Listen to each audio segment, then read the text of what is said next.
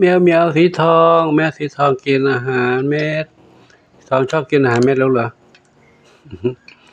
กินอาหารเม็ดกับกินเยอะๆลูกนะ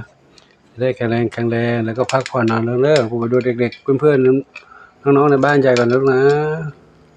หนุ่มหล่อดำขาวหนุ่มหล่อกินข้าวเรียบร้อยแล้วเนาะเตรียมพักผ่อนแล้วนะเตรียมพักผ่อนแต่งเนื้อแต่งตัวเช็ดเนื้อเช็ดตัวเตรียมนอนละเนาะสีสุดาจะไปไหนลูกกินข้าวแล้วนอนเร็วเตรียมพักผ่อนลูกเนอะบุญชัยเตรียมข้าวมุ้งเข้าบ้านนอนลูกเนาะกลางคืนต้องอยู่ในบ้านโอ้ไก่อยู่ข้างนอกกัดกันไม่ได้เนาะอยู่ในบ้านในมุ้งดีกว่าสบายใจเนาะลูกเนาะน้ำเพชรโวยวายอะไรแล้วลูกเสียงดังอีกแล้วตกค่ำไม่ได้เลยเนาะตกค่ำปุ๊บต้องโวยวายว้าวอะไรลูกอยู่ในนั้นแหละลูกเนอะเรารอให้ทำวัคซีนก่อนน้องค่อยออกลูกเนอะปุ๋ยฝ้ายน้องปุ๋ยฝ้ายแต่งเนื้อแต่งตัวแล้วเตรียมจะนอนแล้วเนาะปุ๋ยฝ้ายน้องปุ๋ยฝ้ายคนงามเหรอทำไรเกาแต่งเนื้อแต่งตัวไม่ได้เล่นกับเหมียวนานแล้วเนาะทำงานนู่นทำงานนี่หลายที่หลายทางยุ่งอยู่ลูกเนอะอยู่นี่ไปก่อนลูกเนอะพักผ่อนลูกนะเอาเด็กๆตรงนี้ทำอะไรกันเนี่ยลูกขึ้นไปไหนนะจะขึ้นไปไหนกันเอาปีนตรงนี้ขึ้นไปไหนเนี่ยขึ้นหลังคาเหรอทำไมต้องขึ้นเป็นแถวล่ะข้างบนมีอะไรใครนำทางเอาน้องมณีอะไรนะทรัพย์ทวีขึ้นตรงนั้นเดี๋ยวโดนหลังคาขาดแล้วผ้าใบจะขาดแล้วนะไว้ค้ำยันผ้าใบลูกค้ำยันผ้าใบขึ้นไปหลังคาผ้าใบจะขาดแล้ว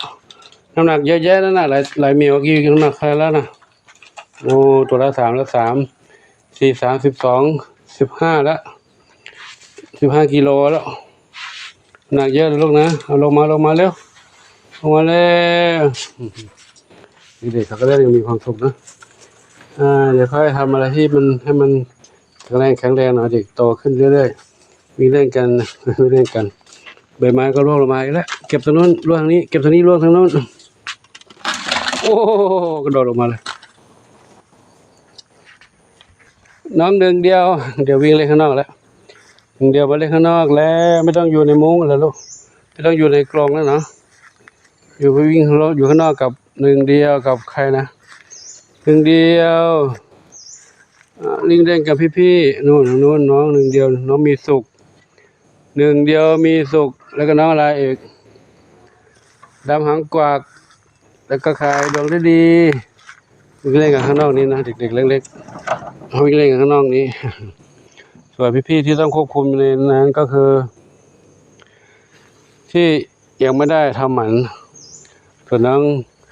เดียวกับน้องมีสุขเขายังเด็กอยู่นะยังไม่เป็นไรเนาะเดี๋ยวรอเขาทำวัคซีน2 เข็มแล้วไม่เป็นไรแล้วเนาะไหนมีสุขอยู่ไหนลูก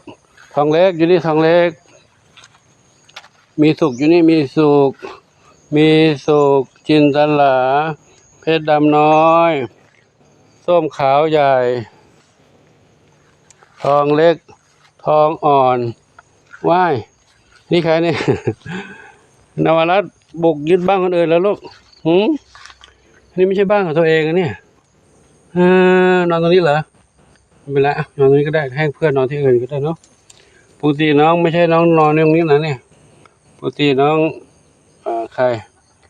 แพนด้าเท้าขาวนอนตรงนี้นะนี่แพนด้าเท้าขาวจะนอนตรงนี้บ้านนี้น้องโชคทวีทรัพย์นอนตรงนี้ตอนนี้นวรัตน์ยึดพื้นที่ไปแล้วโชคทวีทรัพย์ต้องหาที่นอนใหม่แล้วโชคทวีทรัพย์นอนตรงนี้โชคทวีทรัพย์นอนตรงนี้นอนใกล้กันเดี๋ยวก็กวนกันอีกนอนใกล้กันก็กวนกันอีกแล้วนี่ใครตรงนี้ ใครแอบเนี่ยแอบกับพี่เหรอเล่นแอบกับซ่อนแอบเล่นซ่อนแอบกับพี่ก็เล่นกับเพื่อนนะนี่ดำเล็กหางกวักกับน้องดวงฤดีหลับอยู่ในแอบอยู่ในนี้ อันนู้นหนึ่งเดียวน้องๆเด็กๆชุดนี้เขาไม่มีแม่นะเขามาคนละที่เลยที่แต่ให้เขาอยู่ด้วยกันเขาจะเล่นกันสนุกเลย เล่นกันสนุกสนานดีเลยเนาะส่วนน้องที่อยู่ที่มีแม่ให้อยู่ข้างในนู้นนะให้อยู่ในกับแม่เขาคือน้องชวนฝันเล็กชวนฝันใหญ่อยู่กับแม่3-4 นวล ถ้ามาอยู่ข้างนอกเขาจะเหงาแม่เขาจะเหงาเนาะนี่ใครเนี่ยอันนี้เพชรอันนี้ เท้าเล็กเท้าเล็กนะ เท้าเล็กอยู่นี่ไปดูชวนฝันก่อนชวนฝันเล็กชวนฝันใหญ่กับแม่3-4 นวลอยู่ในนี้ก่อนน้องเนาะยังไม่ต้องออกข้างนอกนะลูกนะแม่ก็ยังไม่ได้ทำหมันลูกนะออกเฉพาะกลางวันลูกเด้อเฉพาะกลางวันกลางคืนให้นอนกอดแม่ลูกนะให้แม่ได้ไม่เหงาเนาะถ้าลูกออกมาเขาเล่นข้างนอกกันหนูเล่นกับเพื่อนสนุกแต่แม่เขาเหงาเนาะ แม่เหงาแม่จะอยู่ด้วยไม่มีเพื่อนเล่นกับแม่นี้นะ ตรงนี้ใครนี่ใครปุณสมส่งเข้าห้องน้ำอยู่ว้ายส่งเข้าห้องน้ำอยู่ส่งอยู่ในนี้ก่อนลูกนะเดี๋ยวรอแผลแห้งดีก่อนนะลูกเด้อ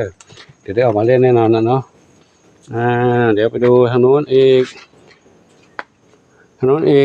บ้านโน้นคือบ้านนี้คือขาวเทา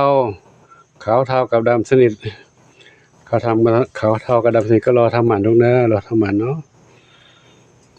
รอทำหมันเนาะนี่ใครหนึ่งอนงอยู่นี่ใครอยู่ทางโน้นอีกปากกล้วยคนนี้มีใครอยู่เหรอ หลวงปู่วิ่งมาก็มาวิ่งมาหลวงปู่มานี่ก็วิ่งตามมาเลยวิ่งตามขึ้นมาวันนี้เลยขึ้นชั้นบนนู้นไหมลูกชั้นบนนู้นไหมลูกขึ้นชั้นบนก็ได้นะเดี๋ยวน้องเล็กๆน้องมีสุขกับน้องหนึ่งเดียวขึ้นบนแล้วขึ้นบนได้ไหมลูกขึ้นบนได้ไหมการหลวงปู่ก็ขอนำภาพบรรยากาศนี้ให้กับทุกท่านได้รับชมกันไว้เพียงเท่านี้ก่อนเนาะขออนุโมทนากับทุกท่านที่ได้รับชมรับทราบเรื่องราวต่างๆที่หลวงปู่ถ่ายให้กับทุกท่านได้รับชมเนาะแล้วก็ร่วมบุญร่วมอนุโมทนาบุญกับหลวงปู่ที่ปฏิบัติกิจของสงฆ์ในทุกๆบุญดูแลเสนาสนะวัดวารามทำความสะอาดอนุรักษ์พุทธสถานพระปรางชัยขอบุญกุศลสลายจงอำนวยพรให้ทุกท่านพบความสุขความเจริญมีความสุขกายสุขใจปรารถนาที่ใดขอได้ทุกความมุ่งมั่นปรารถนาทั่วกันทุกคนทุกท่านเถิดสาธุอายุวันโนสุขังพระลังไอ้น้องนี่สีลูกสีลูกสีแข็งแรงนะแข็งแรงแล้วจากเหมียวที่ป่วยเป็นมดลูกอักเสบผ่าตัดออกมาแล้วเริ่มอ้วนแล้ว เริ่มอ้วนแล้วแข็งแรงแล้วแข็งแรงแล้วตอนนั้นชมเลยเนาะทีนี้ว่าได้ผ่าตัดมาถ้าไม่ผ่าตัดนี้ก็จากไปเหมือนกับแม่สีหมอกแม่ดวงดีแล้วก็แม่เทา2 สีเทาอ่อนเนาะนั่นก็เป็นมดลูกอักเสบไม่ได้รักษาไม่ได้ผ่าตัดอยู่ๆไปก็จากไปเลยเสียงใครร้องแง่ๆนะน้ำเพชรเขาติดสัตว์น้ำเพชรติดสัตว์ร้องเงาทั้งวันทั้งคืนกลางวันไม่ร้องก็ร้องคืนร้องเงาเดี๋ยวพบกันใหม่คลิปต่อไปเนาะขออนุโมทนาสาธุอายุวันโนสุขังพลังเจ้า